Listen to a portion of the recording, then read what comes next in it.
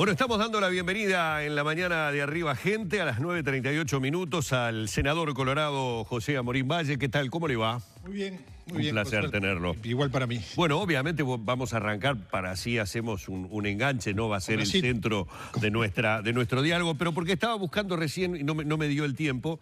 Sé que muchos políticos locales tuitearon diferentes salutaciones, podría decir. En algunos casos no fueron tanto un saludo, dependiendo obviamente de la cuestión ideológica con respecto a esta elección en Brasil. Y no me dio tiempo de ingresar para saber si usted también ha utilizado el Twitter para expresarse a partir del momento que se conoció lo que el pueblo brasileño decidió. Sí, te tuiteé. Y utilizó una frase de Valle. Sí. No, en realidad, a ver, lo que tiene que desear el pueblo uruguayo es que a Bolsonaro le vaya muy bien y que a Brasil le vaya muy bien. Para Uruguay es bien importante que Brasil ande bien. Si Brasil anda bien, nosotros vamos a tener siempre unos reflejos de eso. Como Argentina. Es decir, Brasil y Argentina son para nosotros los dos países más importantes que tenemos al lado. Son los dos países con los que más comerciamos en comercio con valor agregado, son los países que hacen el turismo en Uruguay. Y nosotros tenemos que desear que les vaya bien. Gane quien gane. Es más, yo siempre he escuchado que el presidente uruguayo tiene que tener una condición fundamental. Una de las cosas importantes que tiene que tener un presidente uruguayo es que tiene que ser amigo del presidente o presidenta argentina y de Brasil. Es una obligación. Piense lo que piense. Por ejemplo, Jorge Valle tenía una cercana relación con Lula y seguramente no pensaban igual, pero es una obligación que tiene. Jorge Valle tenía una cercana relación con Duhalde, la tenía. Y es necesario pero que una cosa es no pensar igual o tener discrepancias políticas, de estrategia, y otra cosa es enfrentarse a discursos que... ¿Por qué se habla de que es una ultraderechista? Porque ha tenido discursos explícitos contra ciertas libertades, meten el discurso a Dios, cosa que para los uruguayos, estemos donde estemos parados, nos rechinan un poco. Sí, estoy siendo suave. No, es obvio que sí, que se habla de cosa buena como una dictadura militar, a todo el mundo le llama la atención, porque los que creemos en la democracia no nos gusta escuchar eso. De eso habló. Y el pueblo brasilero, en una clara mayoría, lo eligió presidente. Hoy es el presidente de todos los brasileros. Y siendo presidente de todos los brasileros, yo creo, estoy seguro, no solo que va a suavizar su discurso, sino que en el gobierno uno no hace todo lo que quiere, sino que hace lo que puede. Y Bolsonaro ni siquiera está cerca de tener mayorías en el Parlamento. Claro. Tiene Itamaraty, que ha sido siempre una cuestión muy fuerte de atemperar las políticas. Así que yo creo que nosotros tenemos que desear que le vaya bien a Bolsonaro, como si hubiera ganado Haddad, que lo hubiera ido bien a Haddad. Y creo que lo que pasó en Brasil es claramente una reacción contra una corrupción generalizada en el gobierno, sin lugar a ninguna duda. Yo siempre digo que uno de los momentos tristes que yo tuve, a mí que me gusta la política y que valoro la política, fue ver el final de Lula.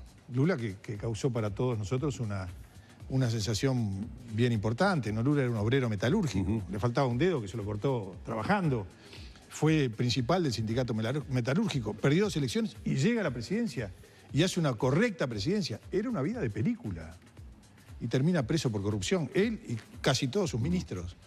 Entonces, la gente reacciona contra eso y bueno, esta es la reacción. Senador, para terminar el capítulo Brasil, pero ya directamente metiéndonos de alguna manera en su posición como oposición en el espectro político uruguayo, le tengo que preguntar qué le parece esta tardanza, pongo esto entre comillas porque es la polémica de las redes en este momento, es la gran polémica sobre si Uruguay, cómo ha sido el único de la región y ya del mundo que no ha saludado la asunción o el triunfo de Bolsonaro. Uruguay lo va a saludar, porque no tiene alternativa, tiene la necesidad de saludarlo. Uruguay tiene que saludar al presidente electo de Brasil, que fue electo en elecciones absolutamente libres. ¿Por qué demora? Venezuela lo saludó anoche. No, Venezuela lo saludó con entusiasmo. Maduro saluda a Bolsonaro con entusiasmo, pensando en el futuro de sus pueblos y de la amistad que tienen que tener. Y es razonable que lo haga. Es un vecino con el cual tiene una enorme frontera. Uruguay igual. Uruguay tendría que haber salido rápidamente a saludarlo. No a decir que está contento con que ganó Bolsonaro. A felicitarlo por el triunfo en la elección y a desear que las cosas sean bien. ¿Es un error esta demora? Sin duda. Es un error porque es un tema ideológico. Es un error. Es un error porque hablaron demasiado. Porque Mujica habló demasiado, porque el canciller habló demasiado. Acá nosotros tenemos que pensar en los intereses del Uruguay. Los políticos uruguayos tenemos que pensar en los intereses del pueblo uruguayo. Y para el pueblo uruguayo está bien tener una buena relación con Brasil y que a Brasil le vaya bien, sea quien sea el gobernante. Cuando era Lula, todos queríamos que a Lula le fuera bien. Y algunos no estábamos de acuerdo con Lula, pero queríamos que le fuera bien, porque si a Brasil le va bien, a Uruguay le va bien. Entonces nuestro interés es el interés del pueblo uruguayo. Yo deseo que Bolsonaro sea mucho más atemperado en su acción que en su hablar. Lo deseo. Yo no tomo partido en las elecciones de Brasil, ni en las de Argentina. Bueno, pero el destino de ellos, usted lo decía, también marca el nuestro, ¿no? Marca el nuestro. Entonces yo lo que deseo Entonces, eso de no tomar partido... No, bueno, no tomo partido porque yo no sé qué va a pasar. Porque yo tenía mucha gente que era hincha de Kirchner y de la señora. Y después lo vimos llevándose los bolsos con la plata. Y tenía muchos amigos míos que eran hinchas de Macri. Y eran fanáticos de Macri. Y nosotros entendemos que Macri seguramente no hizo las cosas que tenía que hacer en los primeros años de gobierno. Así que que ellos decidan sus cosas. Yo sé lo que pasa en Uruguay y opino de política en Uruguay. Y creo que algunas cosas que dijo Bolsonaro, al revés de hacernos mal, nos hacen bien. Por ejemplo, esto de que el Mercosur no es prioridad para él. Yo creo que nos da una enorme oportunidad. ¿Es una chance de que Uruguay negocie por fuera? Es una enorme chance que Uruguay se abra al mundo. Que Brasil nos tenía siempre apretados. ¿Se acuerdan cuando íbamos a hacer el acuerdo con Estados Unidos? El presidente Vázquez dijo, el tren pasa una sola vez. Perdón, ¿y la situación con China? Y con China, Con sí. China. Pero con Estados Unidos Gargano, el canciller entonces Gargano, llamó al canciller brasilero, Celso Amorim, que no tiene nada que ver conmigo, un pariente, y vino Celso Amorim para hablar con el legislador del Frente Amplio para decirles que no podían ir adelante con eso. O sea, Brasil vino a decirle al Parlamento libre uruguayo, ustedes con esto no sigan, ¿eh? Y con China lo mismo. Bueno, para mí es una enorme oportunidad. Esas cosas que pasan en Brasil, las tenemos que ver como una oportunidad y tenemos que animarnos a abrirnos al mundo. Lo que está diciendo el senador ahora, yo no quise interrumpir a Álvaro porque además el senador ya estaba esperando para ingresar. Para que vean, yo tenía puesta la página de Clarín, porque nos quedamos solo con un título de lo que dijo Guedes, el futuro ministro de Economía de Bolsonaro. Digo, nos quedamos con un título porque la discusión se da con la periodista argentina de Clarín, que lo que le interesa es la posición de Brasil con Argentina, no con Uruguay. Pero al ver que es tan categórico, ella insiste y le dice... Porque Guedes habla de que el Mercosur se ha transformado en algo ideológico y que solo se comercia con países bolivarianos, le dice, pero Bolivia y Venezuela no están en el Mercosur. Es este momento, porque ahora están los 4 países de siempre. Además de Argentina y Brasil están Uruguay y Paraguay. ¿Qué va a pasar con ellos? Acá habla de nosotros y contesta, serán más países. Nosotros no vamos a ser prisioneros de relaciones ideológicas, nosotros haremos comercio. Es decir, ¿de qué está hablando? Serán más. Además de Argentina, Brasil, Uruguay, Paraguay, serán más países. Y yo pensé lo mismo cuando lo leí. Dije, pero esto es una oportunidad para el Uruguay al que no le permitieron comerciar con otros países. Exactamente. No lo vería tan negativo. No. Si fuera así. Bueno, a ver, el ministro de Economía, Paulo Guedes, es el hombre que le da a Bolsonaro, que nadie lo conoce bien y no da ciertas certezas, el que le da certezas con el sector empresarial. El que le da tranquilidad al sector empresarial. Que para que el país crezca, eso es necesario. Entonces, cuando sale electo una persona que no es fuera del sistema, porque hace muchísimos años que es diputado, pero que la gente no conocía bien y que dice algunas cosas que llaman la atención, el sector empresarial, los que mueven al Brasil, los que dan trabajo en el Brasil, se preocupan.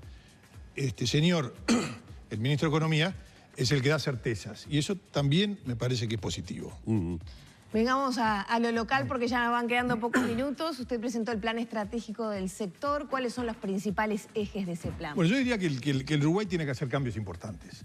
Los principales ejes tienen que ver con la integración hacia adentro y con la integración hacia afuera. La integración hacia adentro es clave la educación. Uruguay el país entero sabe que estamos muy mal en educación pública, todos. El senador Mujica, cuando fue electo presidente, las 3 palabras más importantes de su discurso fueron educación, educación y educación. El presidente Vázquez dijo, voy a cambiar el ADN a la educación, y no han hecho nada. No han hecho nada importante. El presidente Vázquez puso a la ministra Muñoz, que no es que fuera especialista en educación, claramente no lo es, esperó que iba a tener el coraje de enfrentar las piedras en el camino para hacer los cambios, puso a Fernando Filgueira, subsecretario, a Mir, de director de educación, para hacer cambios, y en el primer trancazo que tuvo con las cúpulas sindicales de profesores de secundaria, dijo, no hacemos nada. Bueno, ese es el dilema ético que tiene Uruguay hoy. Es saber si nos vamos a jugar por la educación de nuestros jóvenes en un mundo que viene cambiando y que sabemos que va a ser cada vez más difícil. Esta cuarta revolución industrial, la cuarta revolución industrial de la inteligencia artificial, de la robótica, va a cambiar el mundo de forma importante y se van a perder millones de trabajos. Y van a haber millones de trabajos nuevos, que no sabemos cuáles son. Solo que sabemos que hay que estar preparados para enfrentarlos. Si no preparamos a nuestros jóvenes nosotros, este país va a ser un país del tercer mundo mal. Y eso lo tenemos que hacer rápidamente. Ese es el dilema ético que tiene Uruguay. Como en otros cambios. ¿A quién le hemos pedido que nos ayude para hacer estos cambios, para estar al frente del equipo técnico que maneje los cambios estratégicos que tiene que hacer el país? A Julio de Brum. El economista Julio de Brum es un economista importante, es un reconocido en la academia, pero además fue el que tuvo el coraje de enfrentar la crisis en el peor momento, cuando Jorge Valle lo fue a buscar en julio del 2002, fue a buscar a dos personas, fue a buscar a Julio de Brum para que estuviera al frente del Banco Central y fue a buscar a Alejandro Chugarri para que estuviera al frente del Ministerio de Economía. Y juntos, naturalmente trabajando con el resto del gobierno, sacaron al país adelante. Así que es un hombre que ha demostrado no solo sus conocimientos técnicos, no solo sus conocimientos académicos, sino su capacidad para estar en los momentos difíciles del país. ¿Qué escenario político se imagina el año que viene? Bueno, yo me imagino un escenario político bien interesante, donde yo creo que es bien probable que haya cambios, donde sí es cierto, hay que trabajar con mucha sensatez, con mucha certeza, hay que decirle a la gente la verdad de lo que va a pasar, hay que decirle a la gente que estamos en un problema económico, sobre todo fiscal, serio, y que el próximo gobierno no va a poder prometer, por lo menos para los primeros 2 años, gastos importantes. ¿No se le está diciendo la verdad a la gente? No, hay que decírsela. Nosotros tenemos que decir, no podemos venir con promesas irrealizables. Nosotros tenemos que decir, mira, acá hay que hacer un gobierno serio, hay que hacer un gobierno responsable y hay que hacer cambios esenciales en estas áreas. Yo insisto, el que nos va a pintar el país que vamos a tener dentro de 20 años es la educación. Y estamos lentos y estamos mal en la educación. Estamos con dificultades para hacer los cambios. Y vamos a tener que trabajar mucho en eso. Vamos a, por supuesto, yo estoy seguro que la enorme mayoría de los profesores y profesoras y maestras quieren lo mejor para sus alumnos. Son vocacionales, la enorme mayoría. Hay un sindicato, y pasa acá y pasa en otros países del mundo, pasa en el resto del mundo, que tiene aversión a los cambios, que no quiere cambios de ninguna manera, que prefiere que todo quede como está. No quiso ni siquiera que los profesores pudieran elegir horas por 2 años. Cuando la directora de secundaria dijo, vamos a elegir horas por 2 años, dijeron, no, acá es por 1 año, porque nosotros no queremos por 2 años, y el gobierno dijo, está bien, nos quedamos quietos. No permiten ningún cambio. Bueno, hay que convencerlos de que el país tiene que cambiar, de que ese es un área fundamental, y de que nosotros vamos a hacer un esfuerzo grande para hacerlo. Senador, lamentablemente se nos ha terminado el tiempo. Digo lamentablemente porque hay muchos temas, obviamente el de la interna colorada nos interesaba mucho también tocarlo. Buena oportunidad para reiterar la invitación. Hoy puntos que tienen que ver con la actualidad, como es el caso de Brasil, pero además el lanzamiento de este plan estratégico del sector del senador Amorín Valle ameritaban que por lo menos nos extendiéramos más. Le agradezco mucho su presencia y bueno, nos estaremos reencontrando. ¿Cómo no? Con nosotros el senador José Amorín Valle aquí en la mañana de Arriba Gente.